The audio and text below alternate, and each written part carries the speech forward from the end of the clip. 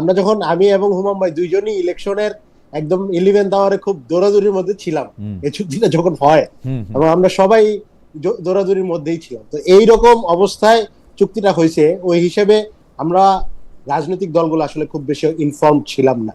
কনসাল্টেন্ট তো আসলে ওই ধরনের প্রশ্নই আসে। আরো একটা গুরুত্বপূর্ণ বিষয় জনাব আব্দুল আলমিন, আপনি কন্টিনিউ করবেন, আমি থামাই। আমি একদম ড্যাম শিওর, কারণ ওই সময় আমিও ঢাকায় 9 তারিখে না, আমি 10 তারিখে ঢাকায় গেছিলাম। 9 তারিখে যখনই চুক্তিটি স্বাক্ষর হয় তখন বোধহয় আমি ঢাকা যাচ্ছি আর কি। আপনারা অসম্ভব ব্যস্ত ছিলেন, কারণ আমি আমি আমি জানি যে মানে আমি আসলে হুম্মামের সাথে দুই একবার কথা বলার সুযোগ হয়েছিল। আমি জানি যে ও আক্ষরিক করতেই দৌড়াইতেছিলেন এবং অন্যান্য সংসদ সদস্যরা সেই সময় দৌড়াদৌড়ি করতেছিলেন। নাই ভাই, হ্যাঁ, এটা খুবই গুরুত্বপূর্ণ পয়েন্ট বলছেন। জি ভাই, কারণ ওটা মনে করেন যে 9 তারিখ কিন্তু প্রচারণার অফিশিয়ালি শেষ দিন। Right right last 24 hour, right. তো লাস্ট 24 আওয়ার্সে আসলে যেই আমরা প্রার্থীরা যেই রাশে থাকি, এটা আপনি ইলেকশন আপনি অনেক বছর দেখছেন। হুমাম ভাই তার ফ্যামিলির লিগাসি ইলেকশনের উপরে, উনি জন্মের আগে থেকে তার ফ্যামিলি হচ্ছে প্রজন্মের পর প্রজন্ম ইলেকশন করে আসা ফ্যামিলি। তো ইলেকশনের মানে শেষ দিন প্রচারণায় আমরা যে ইয়েতে থাকি, তখন আসলে পলিটিক্যাল পার্টিজ বা আমাদের আসলে কনসাল্ট করার ওই পজিশন থাকে না। তো এত 11th আওয়ারে এই চুক্তিটা করা প্রয়োজন মনে হইলো। আমাদের মনে হয় যে এটা আরো বিশ্লেষণ এবং আলোচনার দাবি রাখে। এবং অবশ্যই সেই জায়গায় আমার একটা প্রশ্ন হচ্ছে, আপনারা কি এটা দলের মধ্যে আলোচনা করলেন যে কেমনি এরকম একটা চুক্তি এই তত্ত্বাবধায়ক বা অন্তর্বর্তীকালীন সরকার করলো ইলেকশনে মাত্র 3 দিন আগে, বা আমাদের কি করা উচিত এই চুক্তিটার ব্যাপারে কথা বলার জন্য? আমাদের কিন্তু হ্যাঁ, আমাদের দলের মধ্যে এটা নিয়ে আলোচনা আছে। আচ্ছা, এবং আমরাও কিন্তু দলগতভাবে পজিশন নিছি। আমরা ঐকমত্য কমিশনেও পজিশন নিছি যে চুক্তি ওপেন হইতে হবে, পার্লামেন্টে আলোচনা হইতে হবে। রাইট, কিন্তু এটা কিন্তু আমাদের ব্যাপারে আপনাদের এই চুক্তিটা, এখন এই চুক্তিটার ব্যাপারে আমি বলি স্পেসিফিক ভাই।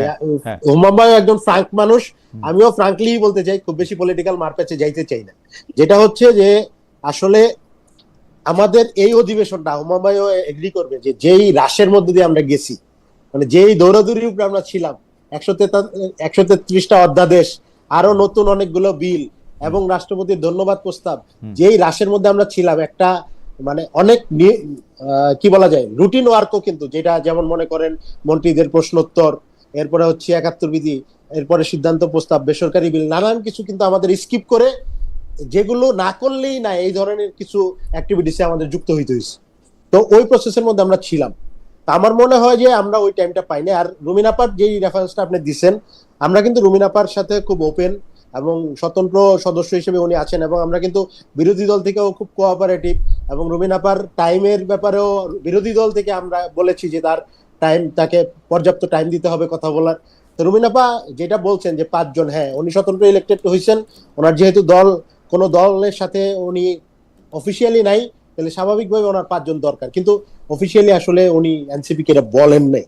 তো আমাদেরও হ্যাঁ, আমাদের জায়গা থেকে যেটা আমরা মনে করি যে এই রাইসটামটা আমরা পার করেছি, ওই অধিবেশনে আসলে আলোচনার ওই সুযোগটা আমরা পাই নাই। কিন্তু আমি মনে করি অবশ্যই আলোচনা হওয়া উচিত, কারণ এটা একটা নিরাপত্তার ইস্যু, এটা রাষ্ট্রীয় স্ট্রেংথের ইস্যু, এটা হচ্ছে আমাদের, আমরা বারবার বলেছি আমাদের চুক্তি হবে, আমরা ভারতের সাথেও আমরা সম্পর্ক চাই, আমরা চীনের সাথেও সম্পর্ক চাই, আমেরিকার সাথে সম্পর্ক চাই, আমরা ওপেন, কিন্তু মর্যাদার প্রশ্নে আমাদের সম্পর্কটা হবে। আমরা অতীতে দেখছি যে সম্পর্কগুলো হচ্ছে যেমন ভারতের সুজাতা সিং আইসা ইলেকশন ডমিনেট করে গেছে, এই ধরনের সম্পর্ক আমরা চাই না। এখানে আরেকটা কথা আমি যুক্ত করতে চাই, একটু যুক্ত করে ফেলি। সেটা হচ্ছে যিনি পররাষ্ট্র উপদেষ্টা ছিলেন, বেসিক্যালি যিনি এখানে কি মেকার ছিলেন, উনি কিন্তু পরবর্তীতে পররাষ্ট্র মন্ত্রী হিসেবে, নিরাপত্তা উপদেষ্টা পররাষ্ট্রমন্ত্রী হয়েছেন। জি হ্যাঁ, নিরাপত্তা উপদেষ্টা, উনি পররাষ্ট্র মন্ত্রী হয়েছেন। তো ওয়ান কাইন্ড অফ এটা মনে হয় আমাদের কাছে, কোনো কনস্পাইরেসিতে যেতে চাই না, কিন্তু ওপেন মনে হয় যে আসলে বিএনপি জিনিসটারে ওন করেই এই জিনিসটা ওনাকে ওন করছেন, কারণ বেসিক্যালি বলা হয় যে উনি এই পুরো ব্যাপারটা ডিল করছেন।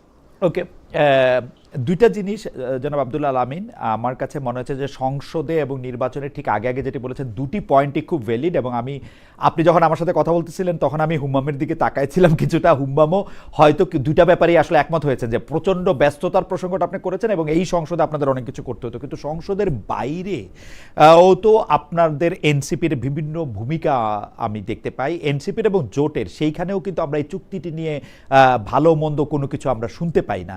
এমনকি আপনাদের জোটে একজন আছেন এবি পার্টির জনাব ফুয়াদ, তিনি এসে আমাকে বলেছিলেন যে ব্যাপারটা তো ইন্ডিয়ান নেরেটিভ। আমি বলি যে ভাই ইন্ডিয়ান নেরেটিভটা ক্ষমা করে দেন, আমি তো পড়ে দেখতেছি চুক্তিটা ভালো হয় না, এখন আপনি সংসদে আলোচনা এটা করে বা আলোচনা করে আমাকে বুঝায় বলেন যে এটা ভালো হয়েছে কি খারাপ হয়েছে।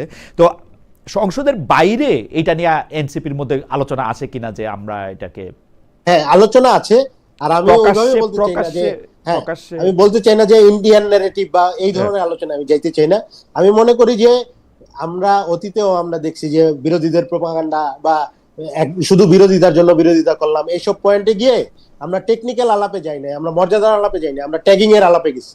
ওই প্রশ্নে আমরা যাইতে চাই না, আমরা আমাদের মর্যাদাটা এনশিওর করতে চাই। হ্যাঁ আমাদের দলের মধ্যে এটা নিয়ে আলোচনা আছে, আমরা এটা নিয়ে আলোচনা করতেছি যে আমরা কি পজিশন নিব, কিন্তু আমরা বলেছি একটা জায়গায় আমাদের বেসিক পয়েন্ট, এটা শুধু আমেরিকার সাথে 9 তারিখের চুক্তি না, সবগুলো চুক্তির ব্যাপারে, বিদেশি চুক্তির ব্যাপারে আমরা হচ্ছে এই ব্যাপারে আমাদের পজিশন হচ্ছে এটা ওপেন হইতে হবে, এটা নিয়ে ডিসকাসড হইতে হবে।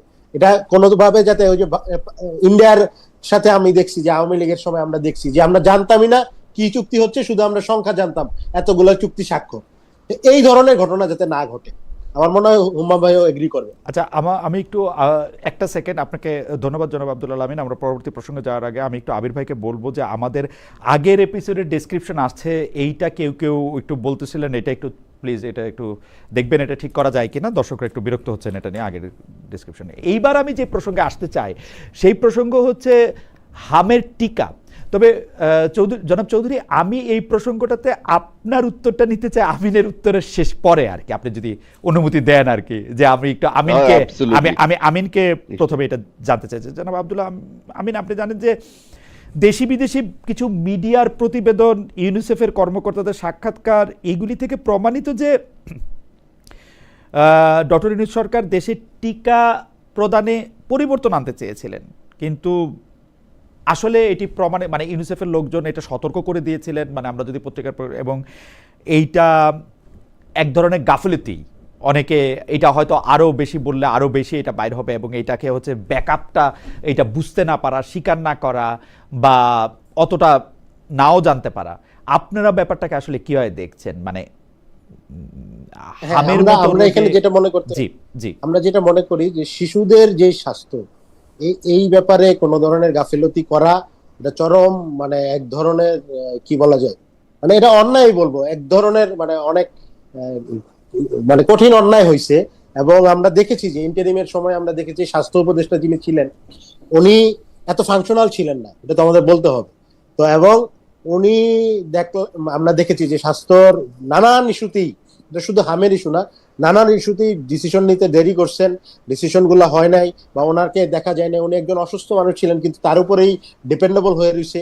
এই ধরনের ইস্যুর আমরা তখনও বিরোধিতা করছি যে অবশ্যই স্ট্যান্ড নিতে হবে। সেই সাথে আরেকটা জিনিস অ্যাড্রেস করি, হ্যাঁ এটা ট্রু যে ইন্টারিমের সময়ে এখানে গাফিলতি ছিল, কিন্তু এটা শুরু হয়েছে 18 থেকে, মানে শুরু হয়েছে কিন্তু আরো আগে থেকে, আপনার করোনার পর থেকেই আওয়ামী লীগ আমলেও এই পুরো হামের পুরো প্রজেক্টটা নিয়ে তারা হচ্ছে গাফিলতি করছে, এবং ওইটার ধারাবাহিকতা এক ধরনের মানে ইন্টারিমও ওইটার মানে লিগাসিটা টাইনে নিয়ে গেছে। এইখানে আমি আওয়ামী লীগ প্রথম এই জিনিসটা শুরু করছে, এই যে হামের টিকার ব্যাপারে গাফিলতি, এটারেও অ্যাড্রেস করতে চাই। এবং ইন্টারিম যে গাফিলতি করে এই যে একটা প্যান্ডেমিক সিচুয়েশন তৈরি হইলো, আমাদের প্রায় 300-র অধিক শিশু মারা গেলেন, এবং আমরা পার্লামেন্টেও আলোচনা করেছি এই ব্যাপারে। আমরা খুব স্বতন্ত্র সংসদ সদস্য, বিরোধী দল, সরকারি দলের সবাই আমরা ব্যাপারটা খুব সংবেদনশীলতার সাথে আলাপ করেছি যে এই ব্যাপারে আমাদের বিরোধিতা বা ইয়ের বাইরে গিয়ে পুরো ব্যাপারটা অ্যাড্রেস করে অতি দ্রুত স্টেপ নিতে হবে। এবং আমরা দেখেছি যে সরকার স্টেপ নিয়েছে, অক্সিজেন সরবরাহ, আইসিইউ, এই মেকানিজম গুলো করার চেষ্টা করেছে। কিন্তু জনাব আব্দুল্লাহ আমিন, আমি কিন্তু নিরপেক্ষভাবে দেখলে এই যে শিশুর টিকার বিষয়ে যে গাফিলতিটা, এটা আমি অ্যাবসলিউটলি অন্তর্বর্তী সরকারের দেখি। মানে আপনি এটার মধ্যে আওয়ামী লীগের নামে একটা যুক্ত করলেন বটে, কিন্তু আমি এটার মধ্যে দেখি যে এটা অ্যাবসলিউটলি ইউনূস গভর্নমেন্টের ফল্ট। না আমি খালিদ ভাই, আমি মানে কারণ হচ্ছে যে আপনারা মনে করেন অতীতে কেউ একটা অপকর্ম শুরু করছে, আমি এটা লিগ্যাসি টাইনা নিলাম, তার মানে তো আমি অবশ্যই দায়ী। ওকে, আমি এই ব্যাপারে আমি কোনো মানে ডিফেন্ড করতে চাই না, একটা অন্যায় ঘটছে, এটারে আমি কোনোভাবে ডিফেন্ড করতে চাই না, এটার ব্যাখ্যা তাদেরকে অবশ্যই দিতে হবে যে কেন এই ধরনের গাফিলতি। একটা এক্সপেরিমেন্ট আমি করতে পারি, কিন্তু কোনো ব্যাকআপ না রেখে শিশুদের লাইফকে ঝুঁকিতে ফেলে আমি একটা এক্সপেরিমেন্ট করব, এটা কোনোভাবে লজিক্যাল হইতে পারে না, কোনোভাবে অ্যাকসেপ্টেবল হইতে পারে না। এই ব্যাপারে অবশ্যই জবাবদিহিতা করতে হবে। আমরা যেটা আলোচনা করছি সেটা হচ্ছে আমরা এই পুরো ব্যাপারটা অ্যাড্রেস করে তাদের দোষ তো আমি বলতেছি, কিন্তু কিভাবে সলিউশন দরকার এটা নিয়েও পার্লামেন্টে আমরা আলোচনা করেছি, এবং সরকারি দল বিরোধী দল আমরা কোঅপারেশনের ব্যাপারেও চেষ্টা করেছি।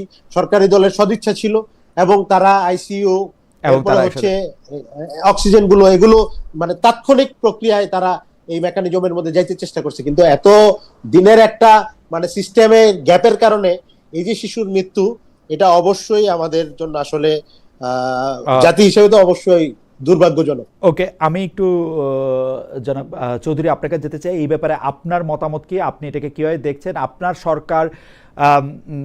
সরকার এটাকে আসলে সামাল দিতে পারছে কিনা, মানে আমরা কার ভুল, কে কি করেছে সেটার কথা মানে সেইটা আমরা বলতে চাই।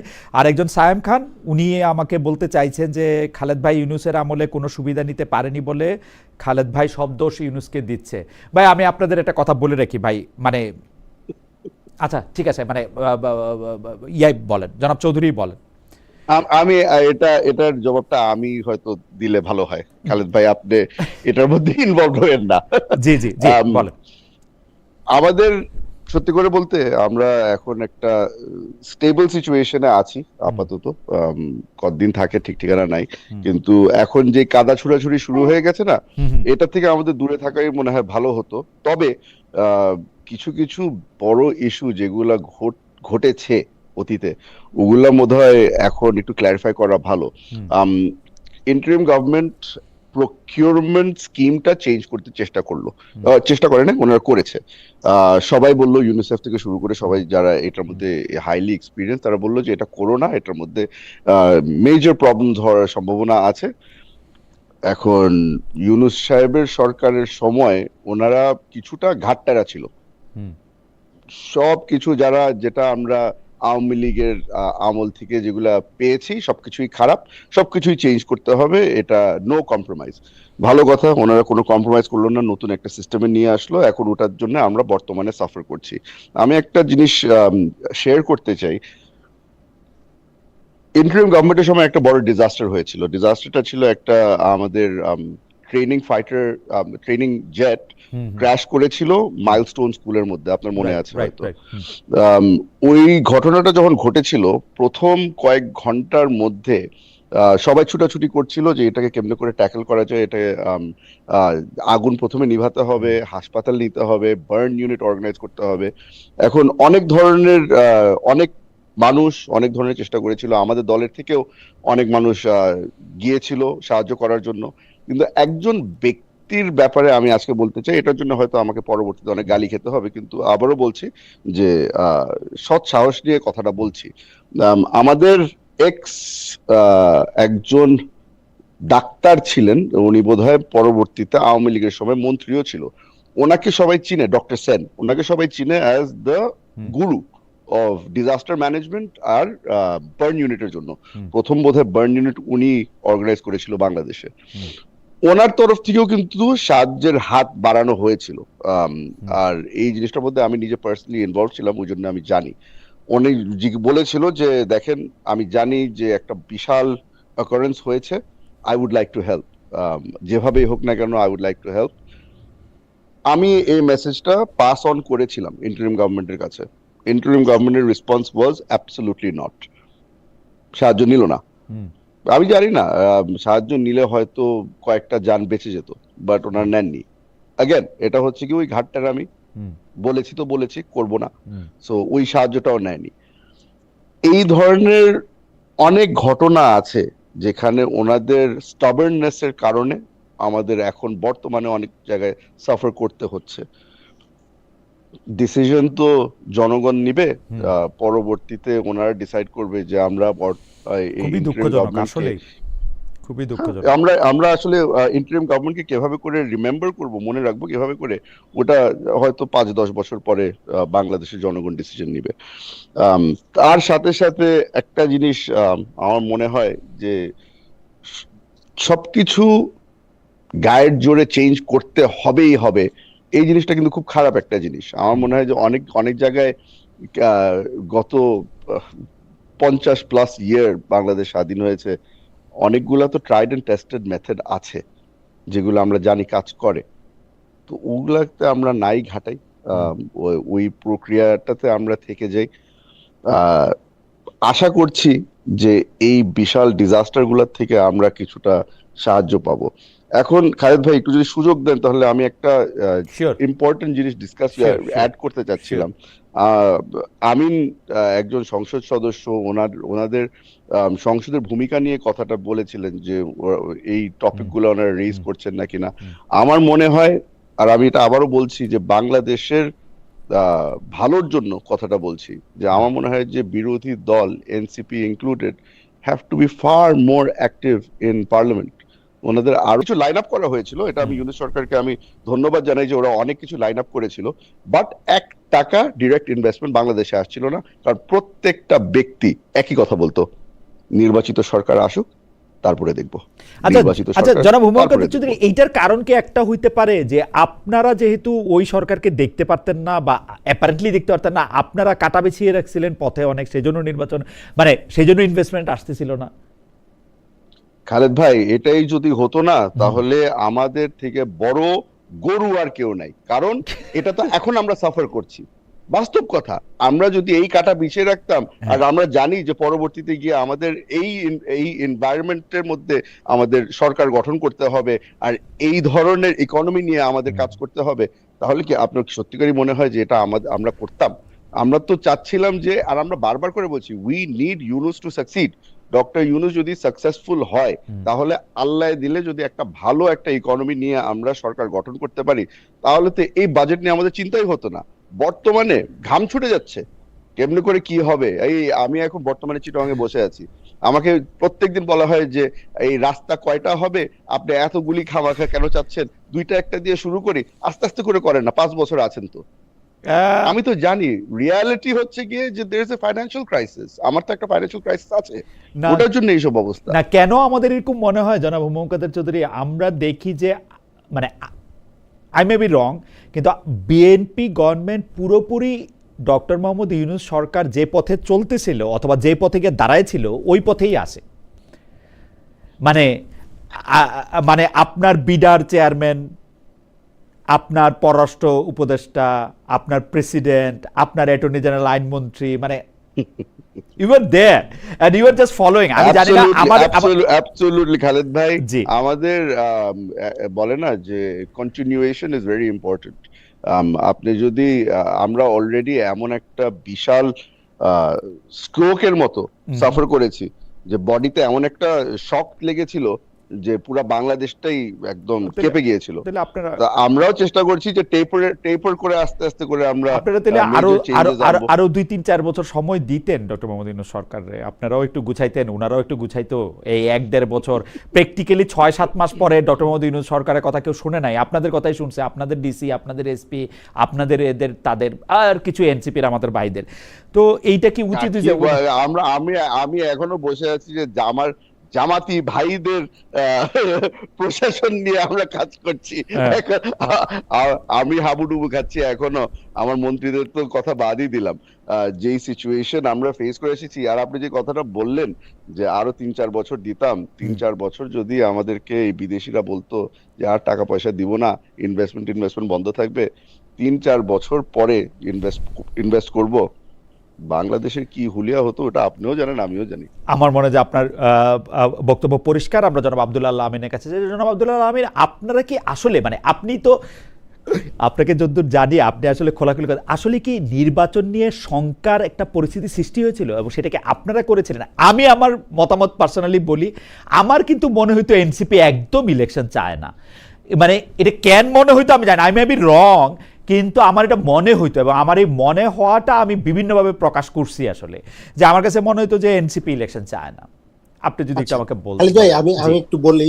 জি, আমাদের হুমায়ুন ভাই টেকনিক্যালি আসলে সালাউদ্দিন সাহেবের ইস্যুটা এড়াই গেছেন আর কি, এবং বললেন না যে আসলে ডিসিশনটা কিভাবে কি ওনারা কি না আমার কাছে ইচ্ছাকৃতভাবে কিন্তু মনে হয়েছে জনাব আমিন, আমি প্যারাফ্রেজ করি, আমার কাছে কিন্তু মনে হয়েছে যে উনি জবাব দিয়েছেন, উনার কাছে উনি সালাউদ্দিন সাহেবের বক্তব্যের সাথে সালাউদ্দিন সাহেবের সাথে বক্তব্যের সাথে একমত হয়েছেন। উনি বলছেন যে উনি ভয় পাইতেছিলেন যে ইলেকশন হবে কিনা, বাংলাদেশে কি হবে হুলিয়া, এবং এর জন্য সামনে যা আসছে উনি বলছেন যে উনি সবার আগে সই করছেন। আমাদের পজিশনটা আমাদের এক্স্যাক্টলি আমরা বিএনপি নিয়ে এইটাই হচ্ছে আমাদের আশঙ্কা ছিল। আমরা আমাদের যেদিন জুলাই সনদ স্বাক্ষর হইছে সেই দিনও জুলাই সনদ স্বাক্ষরের দিন আমরা প্রেস ব্রিফিং এ বলছি, পরের দিন প্রেস ব্রিফিং এ বলছি যে ইলেকশন ডিসেম্বরেও হতে পারে, এটা নিয়ে কোনো ইস্যু নাই, কিন্তু স্পেসিফিক যেগুলো নিয়ে কবে সই দিয়েছিলেন একটু মনে করিয়ে দিবেন। না না না না ভাই, হুমাম ভাই, আমরা সই দেওয়ার ডেটটা না, যেই দিন জুলাই সনদ আপনারা সই করছেন ওইটাই আমি বলতেছি। সেদিন ওরা বুঝে ফেলছে যে বিএনপি কিছু করবে না, আপনাদের আগে বিএনপি কিছু করে, হ্যাঁ আপনাদের আগে যখন আমরা সই করছেন ওই দিনই আমরা বলেছি যে এইখানে স্পষ্ট করে এই ব্যাপারগুলো কিভাবে ডিল হবে এই বিষয়টা স্পষ্ট করা হয় নাই, এই কারণে এটা নিয়ে ভবিষ্যতে পার্টিগুলা ইস্যু করবে, এই জন্য এটা স্পষ্ট করতে হবে গভর্নমেন্টকে। আমরা ইলেকশন নিয়ে ওই দিনও নাহিদ ইসলাম, আমার স্পষ্ট মনে আছে, আপনি যদি ওই দিনের লাইভ ভিডিওতে যান, নাহিদ ইসলাম বলছে কোশ্চেনের জবাবে যে ইলেকশন ডিসেম্বরে হইতে পারে, যে কোনো দিন হইতে পারে, সমস্যা নাই, ইলেকশন আমরা পিছাইতে চাই না, কিন্তু আমরা চাই এই যে আমরা একটা সংস্কার চাইছি, এই যে আমরা 6 মাস গুণগত একটা পরিবর্তন চাইছি, ঐক্যমত কমিশনে আমরা আলোচনা করেছি, এই আলোচনাটা শেষ করি, এই আলোচনাটা যে আমরা করছি এটা কিভাবে বাস্তবায়ন হবে এটা আমরা জানতে চাই। এবং এই জায়গায় আমাদের আশঙ্কাটা ছিল যে আমরা দেখেছি অতীতে বারবার আমরা দেখেছি যে এই যে আমরা তখন আমাদের কোনো অপশন ছিল না, এই জন্য মাইনা নিছি, আজকে আমি রিজেক্ট করতেছি। এই সিচুয়েশনটা বিএনপির কাছ থেকে আমাদের 90-এর জেনারেশন দেখছে, 91-এর পরে সেম ঘটনা হয়েছে, 96-তে আয়শা তত্ত্বাবধায়ক সরকার নিয়ে সেম ঘটনা হয়েছে। ওকে ওকে জনাব আমিন, আমরা চৌধুরী সাহেবরে একটু একটু একটু পাশে রাখি, আমি আর আপনি কথা বলি আসেন। আপনারা কি আসলে নির্বাচন চাইছেন, বা এরকম মানে আপনারা কি নির্বাচনটা এই, কিন্তু আমার কাছে কেন তেলে এটা এরকম মনে হয় যে আপনারা নির্বাচনের আগে আপনারা বারবার, আমি এই ধরনের কথা শুনছি যে খালি একটা নির্বাচন করার জন্য এই আন্দোলন হয় নাই, এটা সরকার পরিবর্তনের জন্য খালি এই আন্দোলন হয় নাই। খালিদ ভাই আপনি কিন্তু দুইটারে কাউন্টার দিচ্ছেন, আমি ওকে আমরা এটা বলেছি কাউন্টার দিতেছি না, এটা আমি বিপ্লব, হ্যাঁ আমরা বলেছি যে একটা শুধু একটা নির্বাচনের জন্য একটা গণ অভ্যুত্থান হয় নাই, ট্রু, এটা আমরা বলেছি, কিন্তু আমরা তো বলেছি যে এই গুণগত সংস্কারটা দরকার, সংস্কারটা যদি গুণগত সংস্কারের ব্যাপারে আমরা যদি ঐক্যমত পোষণ করি, আর যদি ডিসেম্বরের মধ্যেও ইলেকশন হয় আমাদের কোনো সমস্যা নাই, এটাও আমরা বলেছি। আমাদের কনসার্ন ছিল কি যে এত মানুষ বারবার গণ অভ্যুত্থান বাংলাদেশে হচ্ছে, আবার ফ্যাসিজম ক্রিয়েট হচ্ছে, আবার একটা অগণতান্ত্রিক প্রক্রিয়া ওপেন হচ্ছে, এই ব্যাপারগুলো আমরা আলোচনার মাধ্যমে সলভ করি, আমাদের ইস্যুটা ছিল এটা। আমি যদি ইলেকশন না চাইতাম, আমি একটু শেষ করে ফেলি, যদি ইলেকশন না চাইতাম, আউট অফ নো হয় এনসিপি 1.5 বছর একটা রাজনৈতিক দল, আপনার কি মনে হয় যে নারায়ণগঞ্জ 4 শামীম ওসমান এখানে এমপি ছিল, আমি যদি ইলেকশন না চাইতাম আসমান থেকে নাজিল হইয়া, আমি কোনো ইলেকশনের কাজ করি নাই, শুধু হুমায়ুন ভাইরা করছে, আমি 2 মাস আগে নাজিল হয়ে এমপি হয়ে গেছি না। জনাব আমিন, আমি একটা কথা বলি, জনাব আমিন আমি একটা কথা বলি, আমি তো একটু খোঁজ খবর নিছি, আমি দেখছি আপনি, আতিক মুজাহিদ, হান্নান মাসুদ, হাসনাত আব্দুল্লাহ, এরা কিন্তু জনগণের কাছে গেছেন, মানুষের ভাইবটা বুঝতে চেষ্টা করছেন, ভোট কেমনে হবে না হবে সেটা হয়েছে না, এবং আপনাদের একটা ইলেকশন প্রস্তুতিও ছিল, কিন্তু আপনাদের যে দলের যে হায়ারার্কি বা কাঠামো সেটার মধ্যে অনেকেই যেহেতু এটার জন্য প্রস্তুত ছিল না, তারা আসলে একটা অবস্থা এরকম তৈরি করতে চাইছে যে আমরা ইলেকশন চাই না। আমরা ইলেকশন চাই, আমি এখানে আমি খালিদ ভাই আমি এক্স্যাক্টলি শেষ করি যে ইলেকশন চাই না পজিশনটা এটা ছিল না, ছিল কি, যেমন বিএনপির হচ্ছে যেমনি হোক ভাই একটা ইলেকশন দাও, আমাদের কাছে যেটা মনে হয়েছে,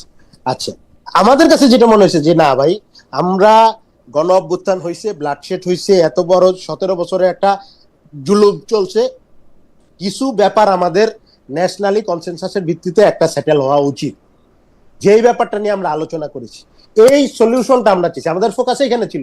ভাই ইউনূস সাহেব যদি আরো 5 বছর থাকতো কি হইতো, বা না আরো 10 বছর কি হইতো, এটা আপনি আমারে জিজ্ঞেস করলে আমি কইতে পারি যে আপনারা বললে অনেকগুলি বদলি হতে পারতো, কিন্তু ইস্যুটা কি, আমি মাস্টারি করতে পারবো কি পারবো না, ইস্যুটা হচ্ছে আমাদের কনসার্ন ছিল হচ্ছে এই পরিবর্তনটা হওয়া দরকার। কারণ আমরা দেখেছি যে অতীতে আমরা যখন আলোচনার টেবিলে বসি 3 জোটের রূপরেখায় আমরা দেখছি আলোচনার টেবিলে বিএনপি খুব আলোচনা করতে চায় এবং পরিবর্তন চায়, 91 এর পরে ভুলে গেছি।